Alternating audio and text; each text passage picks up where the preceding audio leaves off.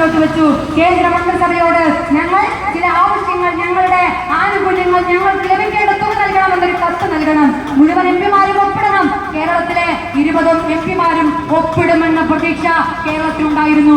സാധാരണക്കാരായ മനുഷ്യന് വേണ്ടി ഒപ്പിടുമെന്ന പ്രതീക്ഷ, അവരുടെ വോട്ട് വാങ്ങി എംപിമാരായി ഇന്ത്യയുടെ പാർലമെന്റിലേക്ക് പോയിട്ടുള്ള കേരളത്തിലെ 20 എംപിമാരും ഒപ്പിടാൻ ബാധ്യസ്ഥരായിരുന്നു, ഉത്തരവാദിത്തപ്പെട്ടവരായിരുന്നു. എന്നാൽ ആ കത്ത്, ആ നിവേദനം കേന്ദ്ര ഗവൺമെന്റിന് മുന്നാകെ സമർപ്പിക്കുന്ന സമയത്ത് കേരളത്തിൽ നിന്നും ഒപ്പിട്ട പാർലമെന്റ് അംഗങ്ങളുടെ എംപിമാരുടെ എണ്ണം എന്ന് പറയുന്നത് 2 പേരാണ് ഒപ്പിടാൻ തയ്യാറായത്. ആരാണ് ഒപ്പിടാൻ തയ്യാറാവാത്ത 18 പേർ? ആരാണ് ഒപ്പിടാൻ തയ്യാറാവാത്ത 18 എംപിമാർ കേരളത്തിൽ എന്ന് പരിശോധിക്കുമ്പോഴാണ്, പ്രിയമുള്ളവരെ, ആലത്തൂരിൽ നിന്നും പാട്ടും പാടി ജയിച്ചു പോയ ആലത്തൂരിന്റെ ബഹുമാനിയായ MP ശ്രീ കുമാരി രമ്യ ഹരിദാസ് ഉൾപ്പെടെ കോൺഗ്രസിന്റെ 18 എംപിമാരും കേരളത്തിന്റെ ആവശ്യം മുന്നോട്ട് വെച്ചുകൊണ്ടുള്ള കത്തിൽ ഒപ്പിട്ടുകൊണ്ട് സഹായിക്കാൻ പോലും തയ്യാറാവാത്ത ഗതികളിലാണ് ആലത്തൂരും കേരളവും കടന്നുപോയിക്കൊണ്ടിരിക്കുന്നത്. എങ്ങനെയാണ് ഈ നാട്ടിലെ കോൺഗ്രസുകാരെ, ഈ നാട്ടിലെ BJP-ക്കാരെ, ഈ നാട്ടിലെ സാധാരണ ജനങ്ങൾ വിശ്വസിക്കേണ്ടത് എന്ന ചോദ്യമാണ് DYFI മുന്നോട്ട് വെക്കുന്നത്.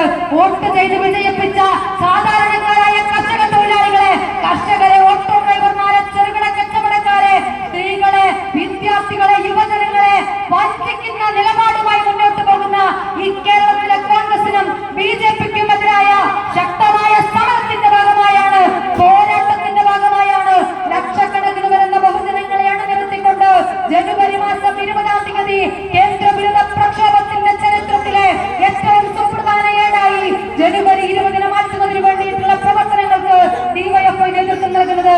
ആ പോരാട്ടത്തിനൊപ്പം ഈ നാട്ടിലെ സാധാരണക്കാരായ മനുഷ്യർക്ക് വേണ്ടി, ഈ നാട്ടിലെ ഭൂരിഭാഗം വരുന്ന ജനവിഭാഗങ്ങൾക്ക് വേണ്ടി, ഈ നാട്ടിലെ കർഷകർക്ക് വേണ്ടി, കർഷക തൊഴിലാളികൾക്ക് വേണ്ടി, ഈ നാട്ടിലെ ചെറുപ്പക്കാർക്ക് വേണ്ടി, സ്ത്രീകൾക്ക് വേണ്ടി, കുട്ടികൾക്ക് വേണ്ടി ഈ നാടൊന്നാകെ ഒരുമിക്കേണ്ടിയിരിക്കുന്നു.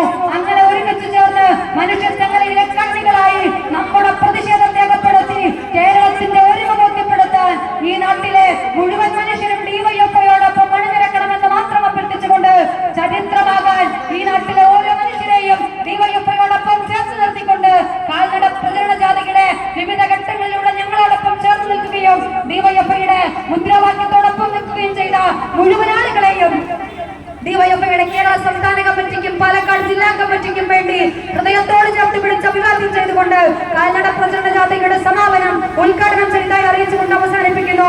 അഭിവാദ്യങ്ങൾ.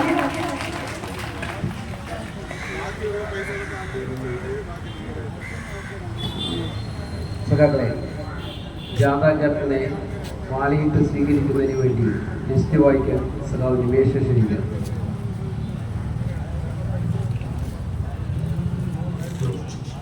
DYFI-ക്ക് വേണ്ടി സഖാവ് രമ്യ, KSKTU സഖാവ് ബഷീർ, കർഷക സംഘടനയ്ക്ക് വേണ്ടി സഖാവ് ഗോപാലൻ, CITU ഓട്ടോ തൊഴിലാളികൾക്ക് വേണ്ടി സഖാവ് എഴുതിയപ്പൻ, ബാലസംഘത്തിനായി സഖാവ് ദിയ, മഹിളകൾക്ക് വേണ്ടി സഖാവ് വഹീദ, CPM ബ്രാഞ്ചിനായി സഖാവ് സുധാകരൻ, SFI-ക്ക് വേണ്ടി അനിരുദ്ധ.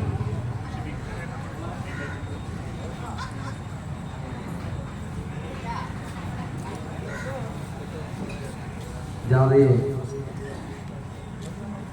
അഭിവാദ്യം സംസാരിക്കുന്നതിന് വേണ്ടി ജാഥാ ക്യാപ്റ്റൻ സഖാവ് വിഷു